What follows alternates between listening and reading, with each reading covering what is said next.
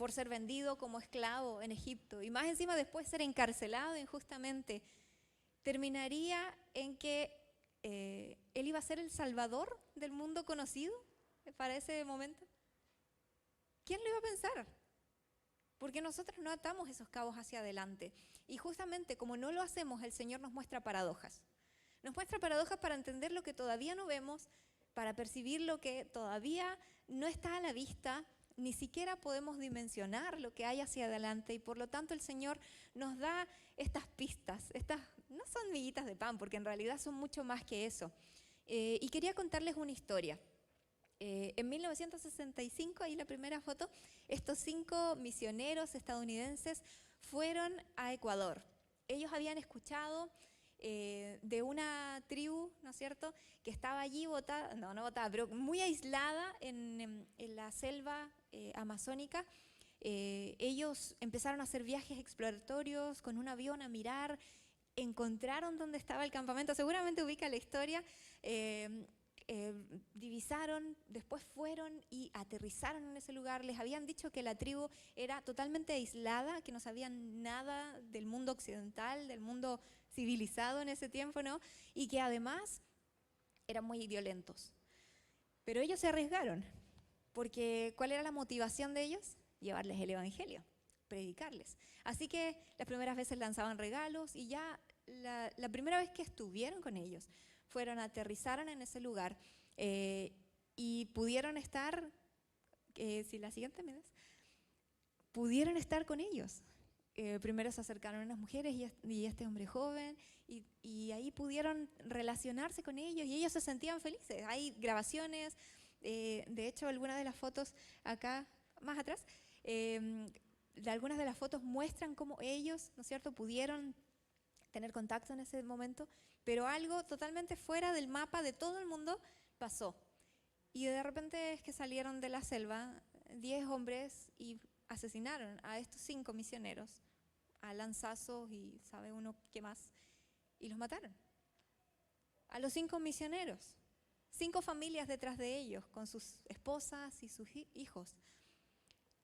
Y cuando pasó esto nadie pudo entender obviamente qué estaba pasando. Al día siguiente los encontraron porque al no tener contacto con ellos sobrevolaron el área y los vieron allí, se llevaron los cuerpos y fue una noticia desconcertante para todos. Horrible. ¿Cómo termina así? Y el punto es que para Dios nunca termina de la manera que nosotros vemos nuestro presente desastroso. Obviamente fue difícil, pero tiempo después, 2 mujeres de esta tribu, déjenme buscar cómo, no me acuerdo cuál es el nombre, lo tenía acá y lo tengo entre tanta escritura que ya, Aocas parece que es algo así es el nombre, de estos indígenas, de esta tribu. Bueno, el asunto es que 2 mujeres escaparon de esa tribu, ahora sí vamos a la siguiente, y vinieron, ¿no es cierto?, habían escapado de la tribu por causa de la violencia que había entre ellos y las esposas, y principalmente una de las esposas de los misioneros, empezaron a acercarse a la tribu. Cuento corto es que en un tiempo después, ellas se instalaron con la tribu. Esas mujeres se instalaron allí con esos 10 hombres y el resto de la comunidad que habían asesinado a sus esposos. ¿Se imaginan lo que significa eso? Vivir con ellos, perdonarlos, compartirles el evangelio. Si puedes seguir a la siguiente, Nachito o Esteban, no sé quién está ahí. Esta es la niña, una de las hijas, y ella cuenta en sus memorias: yo no recuerdo haber tenido odio o temor hacia ellos, porque veía a mi mamá reírse con ellos. Imagínense lo que significa. Yo no podría entender, ¿no es cierto?, quizás dimensionar lo que esto significó para esas mujeres en ese tiempo. Claro que fue una tragedia, dijo la niña ahora siendo una adulta grande, ¿no? Claro que fue una tragedia y muchas veces decía haber conocido a mi padre. Ella tenía como dos años ahí, ¿no?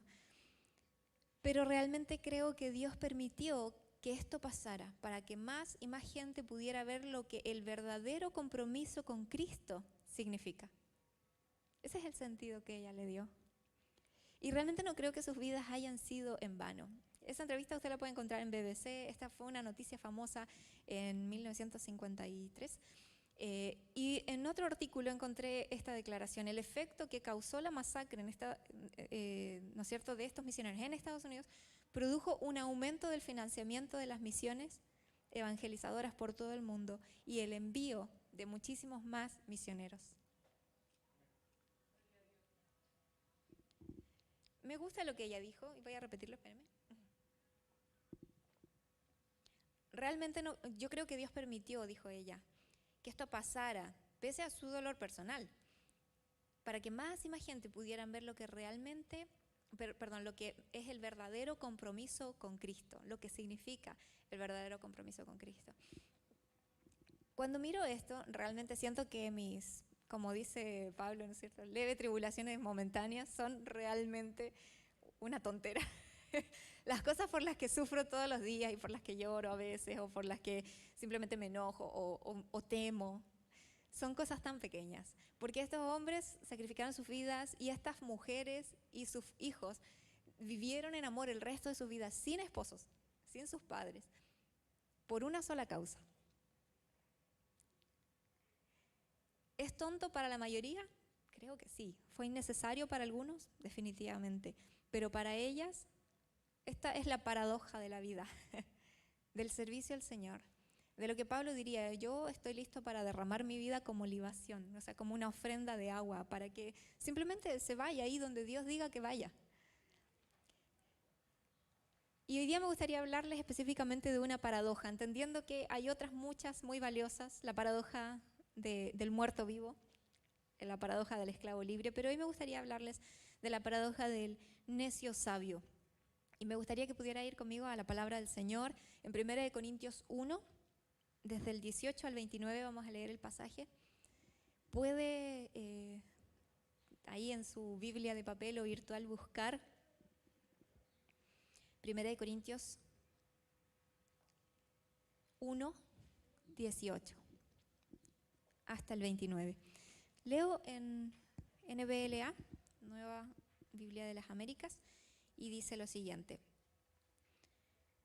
porque la palabra de la cruz es necedad para los que se pierden, pero para nosotros, los salvos, es poder de Dios, porque está escrito: destruiré la sabiduría de los sabios y el entendimiento de los inteligentes desecharé.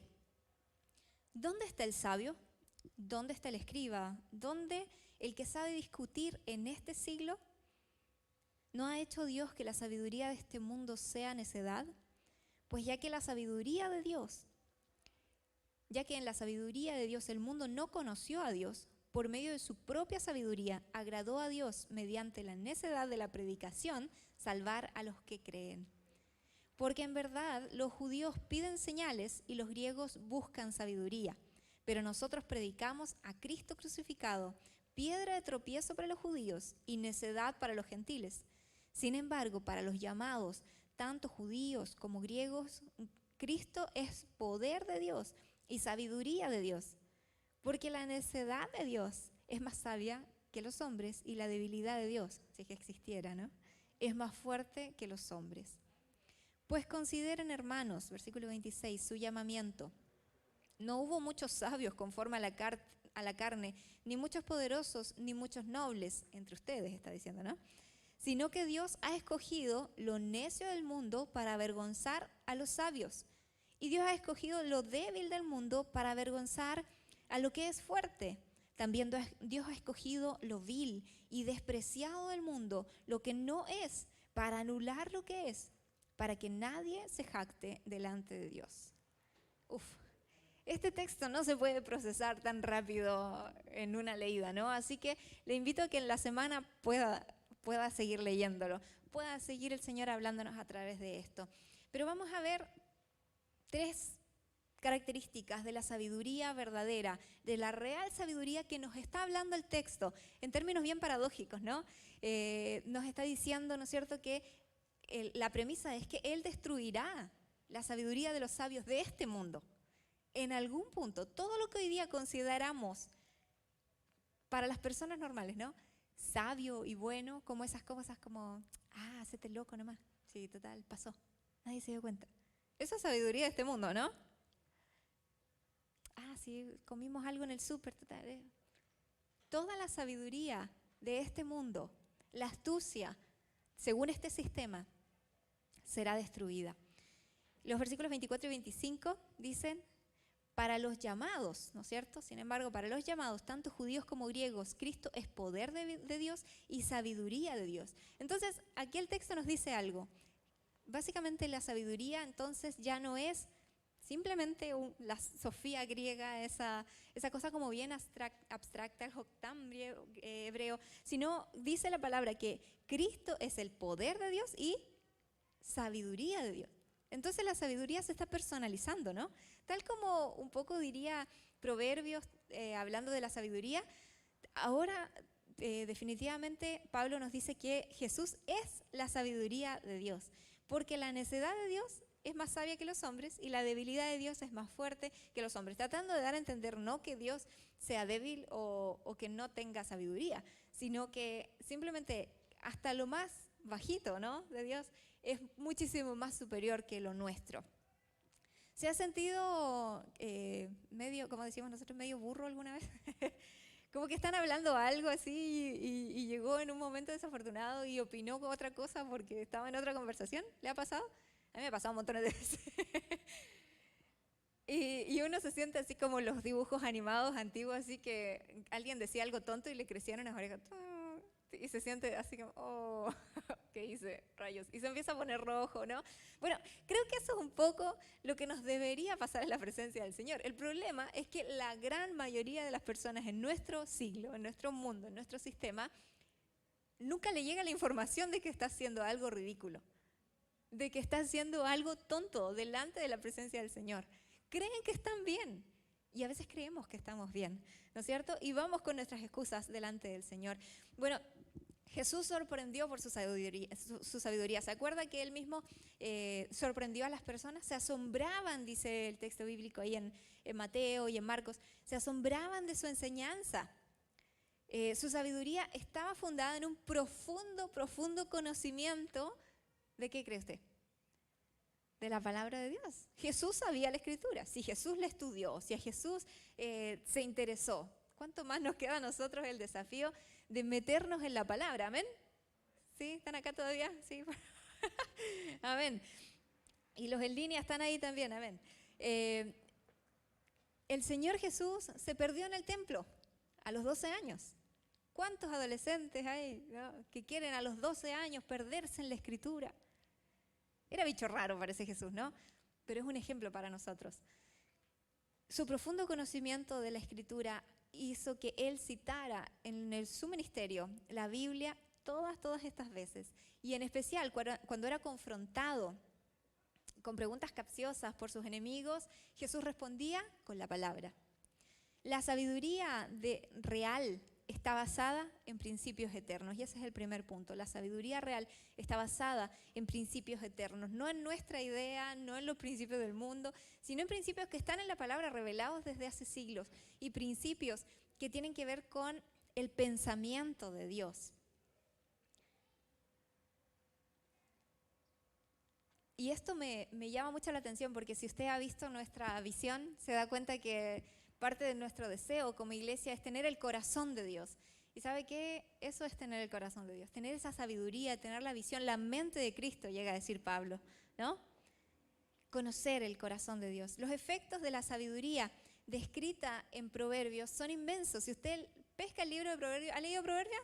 ¿Sí? ¿Aquí? ¿Quiénes han leído Proverbios? ¿Sí? ¿Seguro lo ha leído alguna vez? Amén, amén. Hemos leído el libro de Proverbios. Y si usted no lo ha leído, le desafío a que lo haga, porque en solamente 31 días, un mes de 31 días, usted puede, leyendo un capítulo diario, tener una cápsula de sabiduría, pero impresionante. Los primeros capítulos de Proverbios, hasta el 4 más o menos, hablan y exaltan la sabiduría. Y yo enlisté algunas cosas que encontré por allí, ¿no es cierto?, desde el capítulo 3. Mire los efectos de la sabiduría en la vida. Felicidad. El 3.13, larga vida, 3.16, riqueza y honor, 3.16, paz, el versículo 17 del 3, seguridad, un camino sin tropiezo, sin ansiedad, sueños dulces, duerme tranquilo el sabio, protección, confianza, engrandecimiento, sanidad y salud. Esta es la panacea. ¿Por qué cree usted entonces, si son tan buenos los efectos que trae la sabiduría?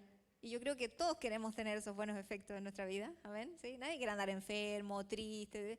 Todos queremos tener estos efectos en nuestra vida. Entonces, ¿por qué no buscamos la sabiduría divina? Buena pregunta, ¿no? Quizás un poco una mezcla de lo que decíamos recién, que a veces ni siquiera nos damos cuenta, pero por otro lado, y este ya es el punto 2, la sabiduría real es soltar principios de seguridad humana, claro, ¿no? Dijimos entonces que el primer principio era, la sabiduría real está basada en principios eternos. Tal como Jesús se apoyó en la Escritura, también nosotros tenemos que hacerlo, ¿no? Lo segundo es, la sabiduría real es soltar principios de seguridad. ¿Ya estamos en los puntos más adelante? Bueno, eso es una foto que me faltó entre paréntesis. Ese es uno de los descendientes de los misioneros, hoy día es sobrino, me parece, con uno de los asesinos de su tío, ministrando, y esa tribu hoy día fue totalmente alcanzada, ministrada, y hay perdón. Es increíble lo que hace el Señor, ¿verdad? Vamos a seguir adelante. Sigamos. Hablamos entonces de que la sabiduría real está basada en principios eternos, y lo segundo es que la sabiduría real es soltar principios de seguridad humana, claramente, ¿no? La sabiduría divina no siempre suena lógica, ¿no es cierto? Como por ejemplo estas frases que a veces hemos escuchado o a veces nosotros mismos hemos dicho. No te va a alcanzar, ¿no? No te alcanza. Si te quedas a cuidar a tus hijos en la casa y no hay 2 sueldos, no te va a alcanzar. Sabiduría humana, ¿no? Quizás tiene lógica, y de hecho sí, pero el Señor actúa más allá de nuestra lógica. Si no eres más choro que el otro, te van a pasar por encima. Es mejor convivir que casarse, mejor probemos. El que guarda siempre tiene. Pero no como un asunto de previsión, sino como un asunto de avaricia. Falto a la iglesia para cuidar mi familia, o falto a la iglesia, o no sirvo al Señor porque estoy en tal cosa. Voy a trabajar y obtener lo que necesito y después dedicarme a servir al Señor. Suena lógico. Y si el Señor nos llama a eso, amén. Pero si el Señor nos está mostrando un poquito más allá, entendamos que el Señor siempre nos llama y siempre su gusto es desafiarnos a soltar nuestros principios de seguridad. Eres fanático. ¿Alguien le ha dicho fanático? Eres fanático. Estás loco. ¿Ha intentado predicarle a parientes, amigos? ¿Ha estado sentado en una mesa donde está tratando de hablar principios eternos, pero parece que nunca jamás se llega a ese punto porque estamos como en otra esfera de conversación? Sí, ¿verdad? Seguramente algunos viven en ese contexto. Qué difícil, qué duro. Pero a veces la sabiduría de Dios es mostrarnos, por medio de algo que no entendemos ahora, que estamos invirtiendo en lo espiritual, al ser fieles en lo terrenal, por así decirlo, ¿no? Al ser fieles en amar, cuando podríamos simplemente pegarles un bibliazo en la cabeza, que nos encantaría. O tantas cosas, ¿no? Orar, aunque no vemos cómo la oración avanza las cosas, porque no siempre lo vemos, pero definitivamente Dios hace algo por medio de la oración. Bueno, 1 Corintios 1, del 18 al 23, vamos a leerlo juntos, ahí si lo tiene, tómelo de vuelta. Porque la palabra de la cruz es ¿qué cosa? Locura, necedad, es una tontera. O sea, para este mundo, cuando usted le habla de un Jesús crucificado, es una cosa incomprensible para ellos. Hoy día, incluso en nuestro país, que está evangelizado, ¿no? Que la gente entienda lo que significa la cruz, va a tener problemas para explicar lo que significa realmente la salvación y la cruz, porque la cruz es necedad para los que se pierden. Pero para nosotros, los salvos, ¿qué es? La cruz es poder de Dios. ¿Es poder de Dios la cruz para ti y para mí? Amén.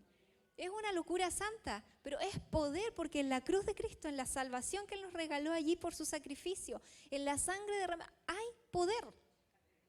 Nosotros lo creemos.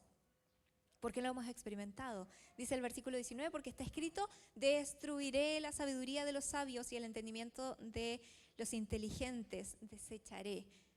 Esto está tomado de una cita de Isaías 29. Ya lo había dicho el Señor 700 años antes de lo que Pablo está tomando acá. Y pregunta el texto, ¿dónde está el sabio? ¿Dónde está el que se cree algo en este mundo? A ver, vénganse los que me desafían, ¿no? A ver los que te humillan como cristiano. ¿Dónde están esos que hoy día dicen que tu fe no tiene sentido, que no hay razón, que no puedes argumentar a favor de lo que estás creyendo? ¿Eres ridiculizado? El Señor les pregunta, ¿dónde está el sabio? Que venga y que me enfrente. Como lo que le dice un poco Dios a Job, ¿no es cierto? ¿Dónde estabas tú? En medio de todos sus reclamos. Y la palabra del Señor para la sabiduría de este mundo es, destruiré la sabiduría de los sabios. El argumento que usen, que a veces nuestra propia mente pecaminosa encuentra en nosotros, y definitivamente el enemigo hasta de la palabra se agarra para tergiversarla y hablarnos mal de la sabiduría de Dios, toda esa sabiduría mentirosa de este mundo será destruida. Pues ya, dice el 21, que en la sabiduría de Dios el mundo no conoció a Dios, ya que en la sabiduría de este mundo, o sea, Dios ha revelado cosas, y ya ni siquiera por eso nos pudimos dar cuenta, Dios nos está llevando a una sabiduría mayor, a una paradoja. ¿Qué nos dice el Señor? Sé necio. No significa que no estudies, que seas tonto, que seas flojo, no. Significa, ok, cree esta necedad para el mundo. Porque esto que es bajo, extraño, necio para los sabios de este mundo y para toda la gente que está a nuestro alrededor, que no es espiritual, en realidad es la mayor sabiduría, el tesoro, el valor más alto que puede existir en el universo. Y como diría 2 Corintios 4, 3 y 4, si es que nuestro evangelio, si es que nuestro mensaje está velado a alguien, está velado a los que se pierden, a los incrédulos, porque a ellos, el Dios de este siglo, les ha nublado el entendimiento. Entonces, ¿qué es sabiduría divina?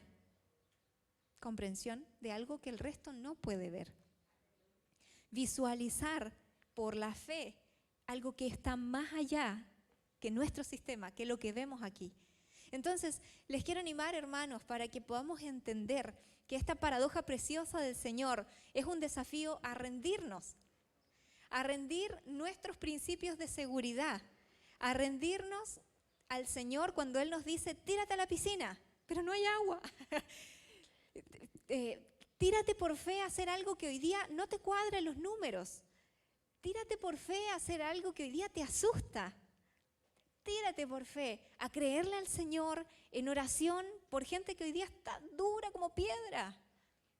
Créele al Señor que su sabiduría es la que realmente tiene sentido.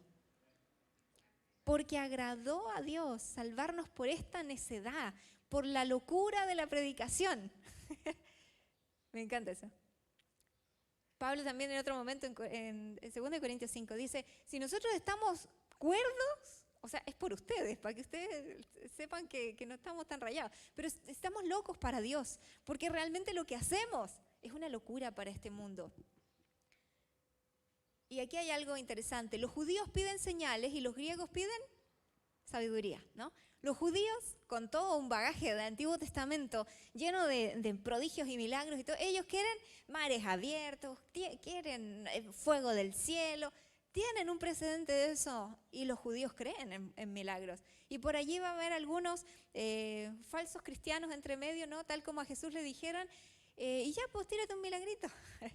¿Qué señales nos muestras? No, es que no sanó. Entonces, no puedo creer.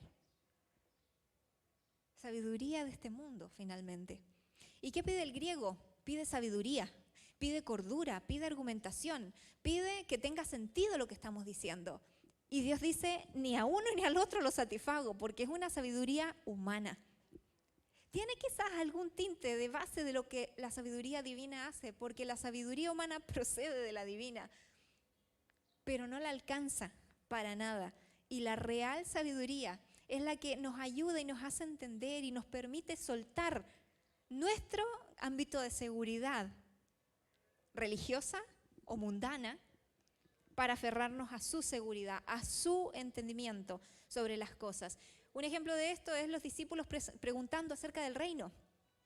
En Hechos 1, 6 y 7 le dicen a Jesús, entonces, ya Jesús ha resucitado, está a punto de ascender al cielo, y le dicen, entonces, los que se habían reunido le preguntaron diciendo, Señor, ¿restaurarás el reino de Israel en este tiempo? ¿Qué es lo que estaban esperando los discípulos? Que Jesús echara a los romanos, que viniera y se estableciera como un rey real. ¿Y qué les dice Jesús? No, lo leo en Reina Valera. No os toca a vosotros saber los tiempos o las sazones, dice Reina Valera, que el Padre puso en su sola potestad. No es sabiduría judía. Ellos esperaban que actuara ahí. Tampoco es su sabiduría griega, romana, por fuerza, que es lo que definitivamente hubieran entendido en ese tiempo. Jesús está hablando de algo mucho mayor. Y ¿sabe qué? Yo creo que muchas veces nosotros estamos así con Dios, diciéndole, pero es que Señor, mira, tu palabra dice, o esto es, y en nuestra sabiduría, tomando la Biblia para que encaje en lo que nosotros pensamos que debe ser. Pero respóndeme, pero es que tú dijiste. Y el Señor no responde como nosotros queremos a veces. No lo hace en el tiempo que nosotros pensamos, ni de la manera que queremos. ¿Y entonces qué hacemos? ¿Va a flaquear nuestra fe? ¿Vamos a quedarnos desconcertados? ¿Vamos a echarnos para atrás? ¿Vamos a decir, no, esta cuestión está demasiado loca? ¿Vamos a hacer como la mayoría de los que vinieron ahí, como en Juan 6, por los panes y los peces, y que vinieron por los panes y le querían hacer rey, pero como Jesús no quiso y les dijo, si alguno realmente quiere esto, tiene que entender que yo soy, ¿no? Que tiene que comer mi cuerpo y tomar. Jesús obviamente está hablando de algo sobrenatural y espiritual, pero ninguno de ellos entendió. ¿Y quiénes quedaron después de las multitudes? Miles de gentes, de personas que comieron pan y vino, y ahí fueron multiplicados, ¿no es cierto?, los peces y los panes. ¿Quiénes quedaron? Los 12. ¿Y a los 12 qué les pregunta? ¿Y ustedes también se van a ir? ¿Qué vamos a hacer? Porque es ahí donde nuestra fe es probada, ¿o no? En el momento de la prueba, en el momento de la incertidumbre, como estos misioneros, pero ¿cómo estás haciendo esto, Dios? Mi idea era buena, tengo un buen razonamiento para ti, pero esto funciona, a todo el mundo le funciona, incluso a otro cristiano le funcionó. ¿Por qué conmigo tú no estás haciendo eso? Porque Dios tiene un trato especial contigo, un plan especial para ti, un tiempo determinado para lo que tú estás haciendo, para el plan que Dios te tiene puesto a ti, porque tú eres un engranaje del plan eterno de Dios. Y es maravilloso ver que cuando nosotros rendimos nuestros principios de seguridad humana, religiosa o tradicional, y nos elevamos a la sabiduría divina y le creemos nomás. ¿Qué dijo Jesús después de esto? Hechos 1:8. No está en ustedes saber que, pero recibiréis poder. ¿Cuál es la respuesta de Jesús? No estableceré el reino, no voy a matar a ningún romano, pero ustedes van a recibir poder. ¿Para qué? Para ser mis testigos. O sea, ni chicha, ni limonada, no era ninguna de las opciones que estaba en mi cartola, no era ninguna de las anteriores, no. Dios pone una nueva opción. ¿Estás dispuesto? ¿Estoy dispuesta a que Dios nos descuadre los moldes frecuentemente? La verdad es que me incomoda, si yo soy sincera, me incomoda un montón. Me asusta, me intimida, pataleo, le digo, Señor, que no. Quizás no soy la única, ¿no? Pero el Señor nos desafía a hacer algo más. Y había anotado acá, mi pregunta es, ¿cuán dispuestos estamos a disfrutar de esas sazones, ¿no es cierto?, del tiempo de Dios? Y entre paréntesis, bueno, las palabras griegas que se usan ahí para hablar de los tiempos y las sazones, o las otras traducciones que se hacen como tiempos y épocas, fechas o tiempos, horas o momentos, son las dos palabras griegas que nosotros conocemos como chronos o cronos y kairos, que básicamente son dos medidas de tiempo, pero kairos tiene que ver con un tiempo como específico, diseñado para particular, ¿no? Y Reina Valera traduce la palabra kairos como sazón. ¿Y saben lo que significa la palabra sazón? Yo siempre pensé que era como buen sazón, tener un buen sabor. Pero buscándolo, la palabra sazón, su primera acepción significa punto de madurez o de perfección al que llega una cosa en su desarrollo. Punto perfecto. No es cosa de ustedes, dice Jesús, saber los cronos, los kairos, las sazones, el punto de madurez. Ustedes no lo van a entender, no lo voy a entender porque no me cabe en la cabeza. Y porque tendría que ser Dios para dimensionar todo lo que Él está moviendo. Al dejarme en pausa por mucho tiempo en algo, o al tirarme y lanzarme a algo desconocido, sin ninguna herramienta. ¿Qué sé yo? El Señor nos mueve. Y si podemos confiar en que lo que estamos haciendo ahora no tiene que ver con nuestra sabiduría humana, sino con la celestial, entonces recibiremos poder y podremos ser testigos, que es lo único que en realidad tenemos que tener claro. ¿Amén? ¿Alguien sabe eso, no? Lo único que realmente tenemos que tener claro, nuestra labor, ¿cuál es? Discipular, predicar el evangelio, ser testigos de lo que hemos visto y oído, dicen los discípulos. Y usted seguramente que conmigo ha visto y oído, de parte del Señor también. La sabiduría nos llevará a comprender mejor el corazón y los motivos de Dios, y eso naturalmente nos incomodará, nos sacará de nuestra zona de confort, nos desafiará, nos exigirá más y seremos tomados por fanáticos, locos o raros, pero estaremos de acuerdo al criterio divino estando, ¿no es cierto?, de acuerdo al criterio divino, quizás en nuestra mente. ¿Estaremos dispuestos a rendirnos a Él? Siempre es fácil decir que sí, pero como se dice, otra cosa es con guitarra, que el Señor nos ayude. Y lo último, ya con eso termino. La sabiduría real tiene como objetivo a Dios. Y es que la verdad es que cuando nosotros podemos entender que el Señor nos descuadra en nuestra sabiduría, ¿ya qué nos queda? Ya no es para mí. ¿Para quién es? Todo es por Él, todo es para Él, Él tiene sentido. Entonces, ¿qué empieza a pasar? Algo realmente precioso y que es el objetivo final de Dios. Ya no vivo yo, más Cristo vive en mí. Yo tengo que menguar, Él tiene que crecer. Uf. ¿Sabe por qué la sabiduría es tan preciosa? Porque nos hace entender nuestra posición en Cristo. Nos hace vivir en seguridad y fidelidad en esa nueva realidad, sin un esfuerzo y un terrible dolor.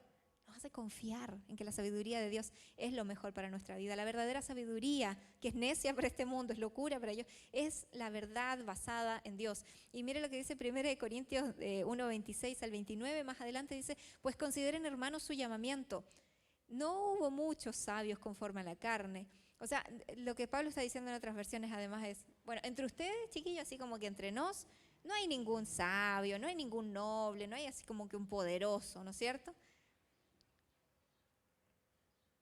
Porque el Señor de lo vil y menospreciado del mundo, Él se vale de nosotros y de nuestra poca experiencia, de quizás nuestra... somos gente normal, ¿o no? De nuestra normalidad, Él hace cosas sobrenaturales. ¿Por qué? ¿Por qué Él destruirá la sabiduría de los sabios y exaltará a lo poco, a lo vil y menospreciado del mundo? Esa locura es sabiduría divina. ¿Por qué lo hará? Dice el texto al final, el 29, para que nadie se jacte delante de Dios. Para que nadie tenga una razón de decir, es que Señor, por mis méritos. Es que gracias a mí. Y es que puedo presentarte mi credencial. Para que nadie se jacte. ¿Y sabe por qué? Le he preguntado muchas veces al Señor, pero Señor, ¿por qué todavía quizás tenemos que seguir con este asunto que nos molesta, este pecado, quizás esta cosa que ya no es terrible, ¿no? Cada vez el Señor nos va santificando más, pero ahí está algo, una espina en nuestra carne, un sufrimiento, algo que nos pasa, justamente por esto, para que ya no nos jactemos, no haya nada más que esperar en el Señor. ¿Vivo por Dios o vivo para mí? Las pruebas pesan mi compromiso. ¿Estoy perdido, temeroso o enojado? Debo enfocarme en mi propósito en Dios. ¿Ha considerado su llamado? ¿Qué es lo que el texto empieza diciendo? Pues consideren, hermanos, su llamamiento. ¿Ha considerado su llamamiento, hermano mío? ¿Cuál es el llamamiento que el Señor nos hizo? ¿Nos llamó a ser felices? ¿A seguir los 3 pasos para el éxito? ¿O nos llamó a rendirnos? Nos llamó a buscar su voluntad, su sabiduría, su propósito. Bueno, el tema es que cuando nosotros buscamos eso, el Señor nos da mucho más gozo, felicidad que la que buscábamos al principio. Así que créame, es un buen negocio. Entregarle todo al Señor y confiar en su sabiduría. Me gustaría, y ya estamos concluyendo, que pudiera usted pensar en qué principio de este mundo muchas veces tiene allí pegado. Y si no identifica ninguno es porque el Señor le tiene que mostrar. ¿Qué cosa estamos haciendo en términos terrenales? Le voy a dar un ejemplo bien bobo. Ayer en mi vuelta al perro, ¿se entiende cuando digo eso, no? Es como salir a dar la vuelta a la esquina, qué sé yo, ahí por ahí. Seguí caminando por un lugar que no me había ido antes. Y ya en algún punto, como que me anduve perdiendo. Y yo decía, Señor, ¿qué esto es? Pero entre medio conocí varias cosas nuevas. Unas plazas súper lindas donde poder llevar a Lucio. Mira qué linda esa casa, mira. Y me di cuenta que el Señor me estaba hablando un poco con ese ejemplo bobo, ¿no? Porque me di cuenta que el Señor le gusta llevarnos a rutas desconocidas y mostrarnos cosas nuevas. Y en nuestra sabiduría o nuestra concepción seguiríamos en la misma vuelta. Pero el Señor quiere desafiarnos a algo más. Y hoy día te pregunto, ¿en qué el Señor quiere desafiarte a algo más? ¿Qué chicle pegado de la sabiduría de este mundo tienes que despegarte? ¿Qué lugar sorprendente quiere el Señor que conozcas y que quizás por no soltar, no soltar tu seguridad humana, no estás conociendo? En un momento en mi caminata, media perdida, me di cuenta que la ruta por la que paso siempre arriba estaba ahí.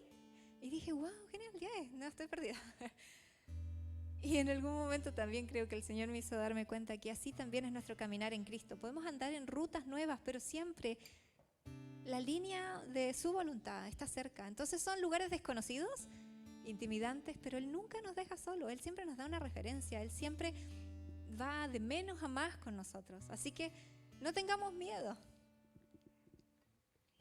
Y es difícil entender esta paradoja. Hazte necio para que seas sabio. Pero hoy día roguemos juntos, ¿les parece? Al Señor, que Él nos ayude a entender lo que realmente sería rendir eso al Señor y que Él nos haga sabios en su sabiduría. ¿Está de acuerdo conmigo? Amén. Un recuento. La sabiduría real está basada en principios eternos. La sabiduría real es soltar principios de seguridad míos. Y la sabiduría real tiene como objetivo a Dios. ¿Puede ponerse en pie un momento conmigo y oramos?